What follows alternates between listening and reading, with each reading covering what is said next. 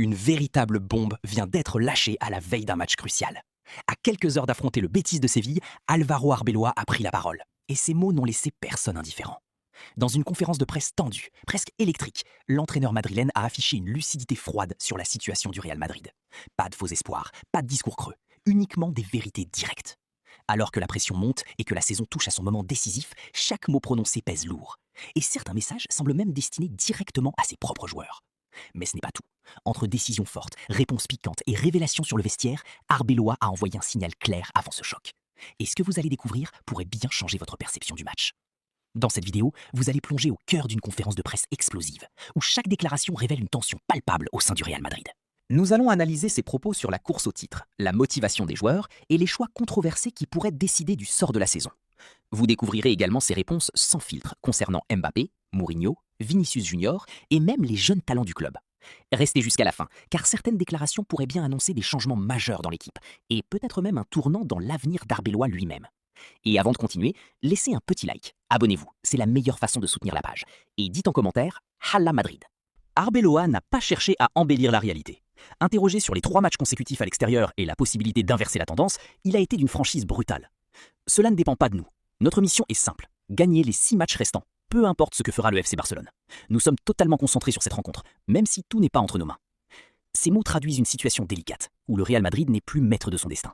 Une position inconfortable pour un club habitué à contrôler chaque compétition. Mais derrière ce discours, on ressent aussi une volonté claire, ne rien lâcher, continuer à se battre jusqu'au bout, peu importe les circonstances. Dans les vestiaires, la tension est palpable, mais elle s'accompagne aussi d'une détermination silencieuse. Chaque joueur sait que la moindre erreur pourrait être fatale, et que chaque victoire est désormais une obligation. Le calendrier, lui, n'offre aucun répit. Les déplacements s'enchaînent, les adversaires deviennent de plus en plus coriaces, et la pression ne cesse de monter au fil des jours. Pourtant, c'est dans ces moments que les grandes équipes révèlent leur véritable caractère. Le Real Madrid, fort de son histoire et de ses nombreux exploits passés, refuse d'abdiquer. Même dans l'incertitude, le club continue d'avancer, avec l'espoir d'un faux pas de son rival. Car au-delà des calculs et des statistiques, il reste une conviction profonde. Tant qu'il y a une chance, aussi infime soit-elle, il faut y croire et se battre jusqu'au dernier coup de sifflet. La question de la motivation a également été abordée, et la réponse d'Arbeloa a été particulièrement révélatrice de son état d'esprit. Motiver un joueur du Real Madrid ne devrait pas être mon principal travail. Ils ont déjà une énorme exigence personnelle. Mon rôle est surtout de les préparer à ce qu'ils vont affronter sur le terrain. Une déclaration forte, presque provocante. Elle suggère que la responsabilité repose directement sur les joueurs eux-mêmes. Dans un club comme le Real Madrid, l'exigence est permanente. Mais cette phrase pourrait aussi être interprétée comme un message indirect à certains joueurs en manque d'implication. Elle met en lumière une réalité souvent ignorée. À ce niveau, le talent ne suffit plus. Seule la constance fait la différence. Certains cadres de l'équipe sont attendus au tournant, notamment dans les moments décisifs où l'expérience doit primer. L'absence de réaction ou d'intensité ne peut plus être tolérée dans une période aussi cruciale. Arbeloa semble ainsi vouloir provoquer un électrochoc, réveiller l'orgueil de ses joueurs, sans passer par des discours classiques. Une méthode risquée, mais qui peut parfois porter ses fruits dans un vestiaire habitué à l'excellence. Car au Real Madrid, porter le maillot ne se limite pas à jouer. C'est assumer une pression constante, répondre aux attentes et prouver, match après match, que l'on mérite sa place parmi les meilleurs. Interrogé sur un éventuel choix entre Trent et Carvajal, Arbeloa n'a pas hésité à défendre ses décisions. Trent affiche un très bon niveau, il mérite de jouer et ses performances parlent pour lui. À chaque match, je prends des décisions importantes. Si un joueur débute, c'est parce que je pense qu'il le mérite et qu'il représente la meilleure option pour gagner. Je n'offre aucune minute à personne. Une phrase clé, je n'offre aucune minute à personne. Cela montre une gestion stricte et méritocratique de l'effectif. Ce type de discours peut renforcer la compétitivité, mais aussi créer des tensions internes. Dans un vestiaire rempli de stars et de joueurs expérimentés, chaque décision est scrutée et peut être ressentie comme une remise en question personnelle. Le duel entre Trent et Carvajal symbolise parfaitement ce dilemme. D'un côté, la forme actuelle et la fraîcheur, de l'autre, l'expérience, le leadership et l'histoire au club. Arbeloa semble vouloir envoyer un message clair. Aucun statut n'est garanti, peu importe le passé ou le palmarès. Seul le présent compte et les performances du moment dictent les choix.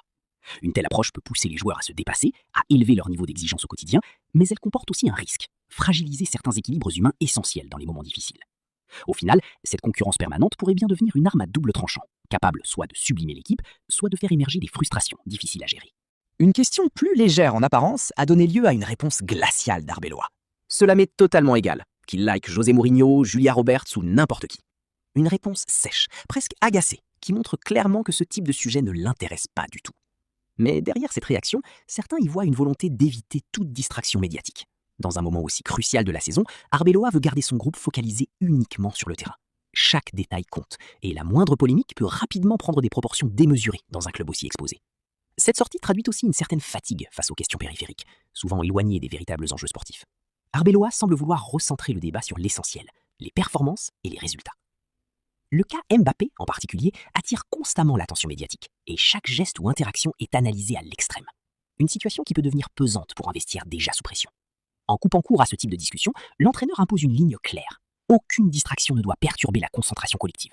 Car dans une fin de saison aussi tendue, la discipline mentale pourrait bien faire la différence entre un échec frustrant et un succès arraché au forceps.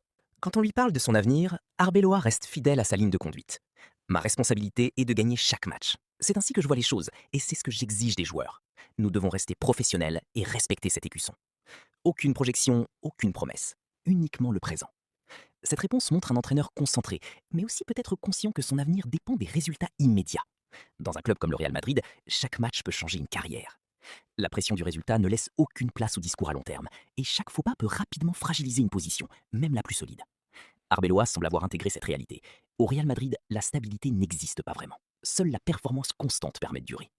Son refus de se projeter peut aussi être interprété comme une stratégie de protection, évitant toute distraction personnelle dans un contexte déjà extrêmement exigeant.